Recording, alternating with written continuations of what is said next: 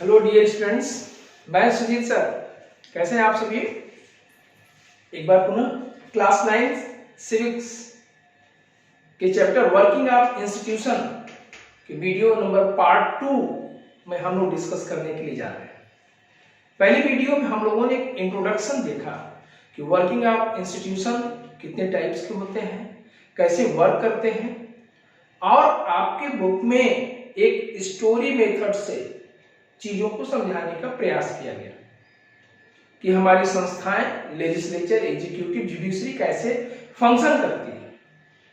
मंडल commission की report की बात 27% ओबीसी के लिए रिजर्वेशन पर हम लोग चर्चा कर रहे थे कि किस प्रकार एक बिल आता है, bill legislature it means parliament में पेश होता है, कैसे एग्जीक्यूटिव उस पर वर्क करती है। इन सारे विषयों को हम लोग इस स्टोरी मेथड से समझ रहे हैं। आज इस वीडियो नंबर 2 में भी मंडल कमीशन रिपोर्ट की चर्चा करेंगे, और जब ये कंप्लीट हो जाएगा तब हम नेक्स्ट वीडियो में देखेंगे कि लेजिस्लेचर, एग्जीक्यूटिव कोई बिल को लॉ कैसे बनाती है। तो देखो बच्चों, मंडल कमीशन का गठन 1979 में हुआ। इनका नाम था बीपी मंडल, पूरा एक अच्छे खासे पॉलिटिशियन बीपी मंडल इनका पूरा नाम था। क्लियर? बिंदेश्वरी प्रसाद मंडल कहते हैं। हम आपको डिटेल्स थोड़ा इसलिए भी बता दे रहे हैं कि बच्चे आज कल कॉम्पिटिटिव हो गए हैं। आप एटीएससी का एग्जाम दो या कोई भी कंपटीशन का एग्जाम दो, ये अपने को कॉन्फिडेंट रहो कि हमने चीजों को बहुत अच्छे से पढ़ा है। और it was the second backward class commission.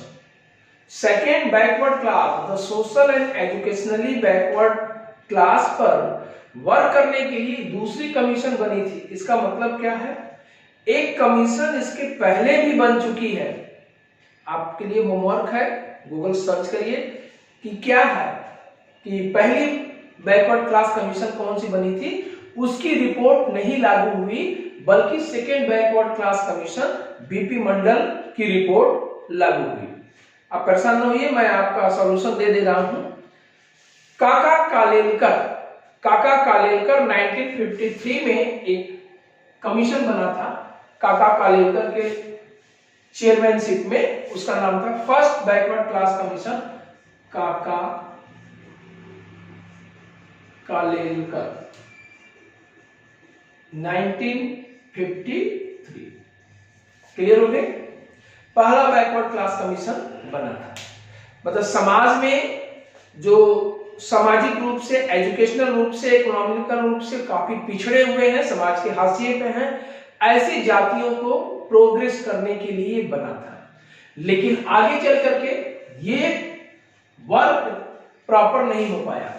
जब पहली गैर कांग्रेसी सरकारी में नॉन कांग्रेसी गवर्नमेंट बनी, मोरारजी देसाई के प्राइम मिनिस्टर के कार्यकाल में, जब वो प्राइम मिनिस्टर थे मोरारजी देसाई, पहले नॉन कांग्रेसी प्राइम मिनिस्टर, उनके समय बीपी मंडल कमीशन बना 1979 में। तो second backward class commission appointed in 1979 under the chairmanship of BP Mandal to identify the socially and educationally backward class in India. अब क्लियर हो गया? इसी की रिपोर्ट आज देश में रिकमेंड होकर के रिजर्वेशन प्रोवाइड की गई है। कमीशन ने अपनी रिपोर्ट 1980 में दिया। कब दिया?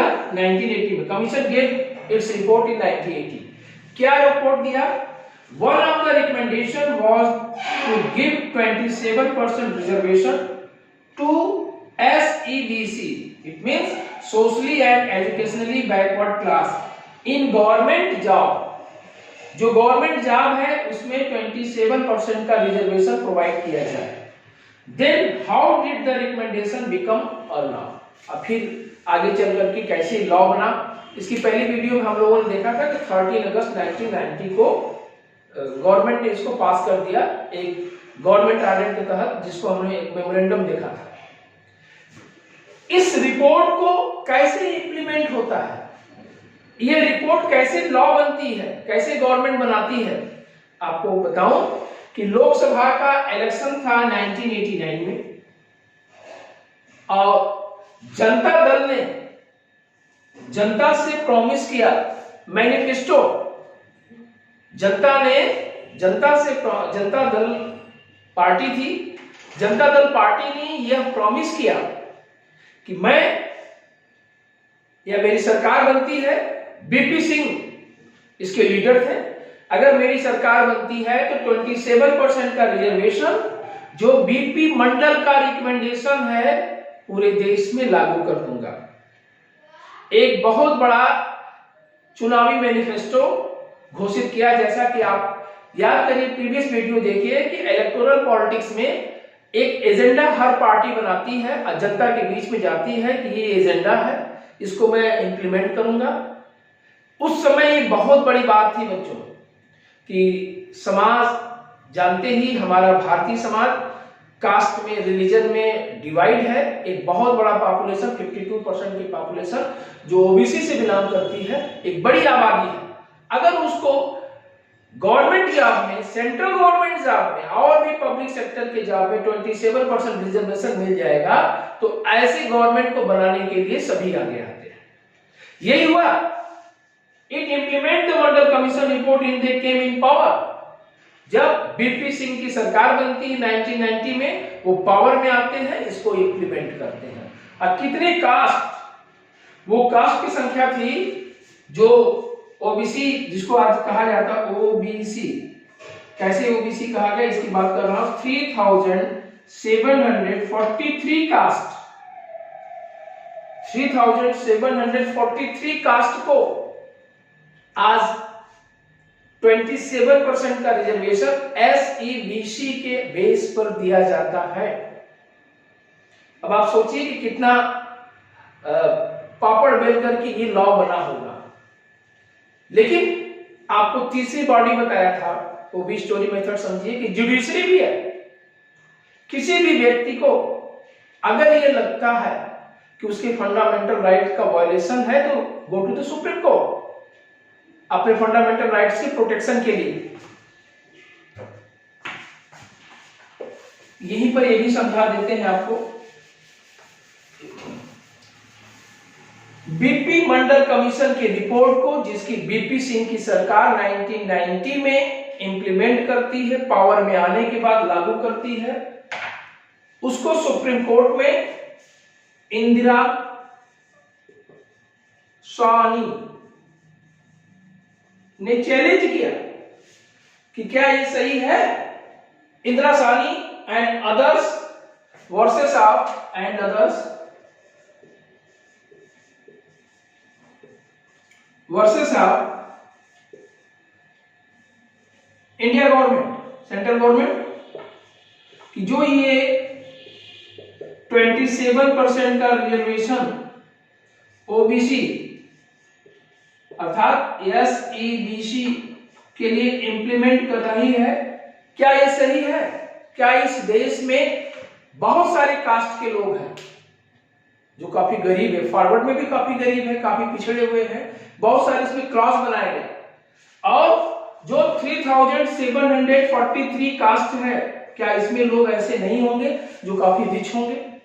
क्या ये उन्हीं के समाज में उनके साथ इनजस्टिस नहीं होगा जिनकी अच्छी वेल एजुकेशन हो, वेल सोसाइटी हो, वेल इकोनॉमिकल कंडीशन हो?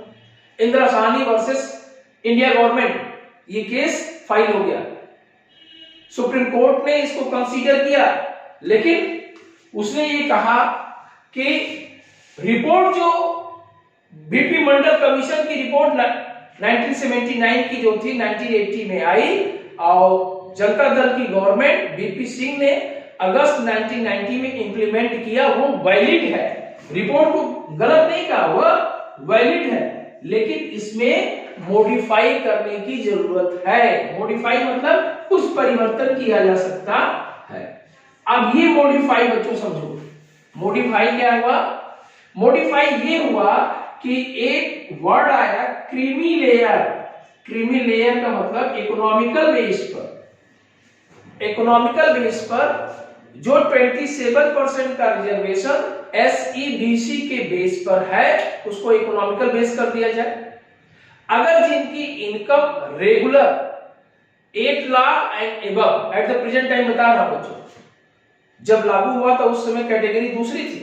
आज वर्तमान में चूंकि हर गवर्नमेंट जॉब में मिल रही है, अब तो एडमिशन में भी यूनिवर्सिटी में, गवर्नमेंट सेक्टर में जहां भी एडमिशन हो रहे हैं, यहां वहां पर एडमिशन में भी 27% की रिजर्वेशन मिल रही है।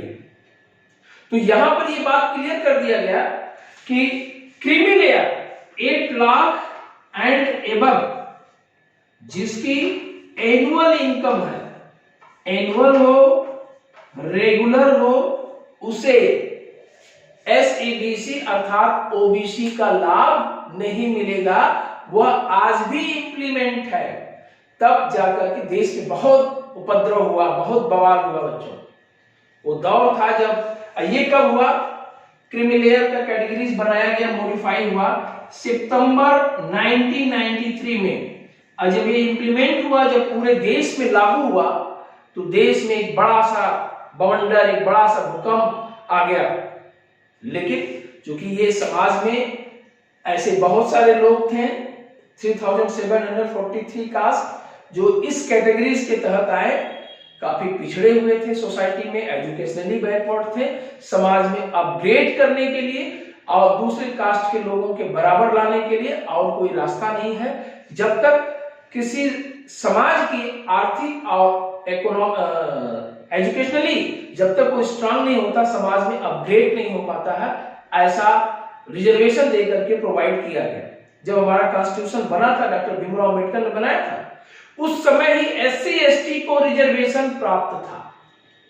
कितना रिजर्वेशन प्राप्त था? वो एससी एसटी को 22.5%। तो सुप्रीम कोर्ट की गाइडलाइंस थी कि सेंट्रल गवर्नमेंट की जितने भी पॉलिसीज होंगी 50% के ऊपर रिजर्वेशन नहीं दी जा सकती है। तब चूंकि एससी एसटी को जब कॉन्स्टिट्यूशन बना था तभी ये 22.5% था, और ओबीसी जिसको एसईबीसी करके बिल आई थी 27% का रिजर्वेशन मिला, अर्थात टोटल रिजर्वेशन 49.5% का है। ये मंडल कमीशन की रिपोर्ट 27% एक मॉडिफाइड करके 1993 के बाद इंप्लीमेंट हो। इस प्रकार हम लोगों ने देखा एक स्टोरी मेथड से कि वर्किंग ऑफ इंस्टीट्यूशन, तीनों इंस्टीट्यूशन हमारी लेजिस्लेचर, एग्जीक्यूटिव, जुडिशरी कैसे फंक्शन करती है। फर्स्ट वीडियो और सेकेंड वीडियो में प्यारे बच्चों हम लोगों ने ये चीज देखा। लेकिन अभी लॉ कैसे बनाती है लेजिस्लेचर, कैसे बिल लाया जाता है, लोकसभा राज्यसभा का क्या फंक्शन होता है, बिल कितने टाइप्स के होते हैं, इन सब चीजों को जो चैप्टर का थियरी पोर्शन एक स्टोरी मेथड से बताने का प्रयास किया। हर लॉ लगभग इसी तरह पास होता होगा उस मॉडिफाइड करके। हम नेक्स्ट वीडियो में हम उन विषयों पर चर्चा करेंगे जैसे हमारी legislature, it means parliament function करती है, एग्जीक्यूटिव फंक्शन करती है। Thank you. आशा है वीडियो आपको अच्छा लगा। वीडियो आपको अच्छा लगा, कंटेंट अच्छा लगा तो अपने दोस्तों में शेयर करिए जिससे आपकी नॉलेज सभी तक पहुंचे। Thank you once again.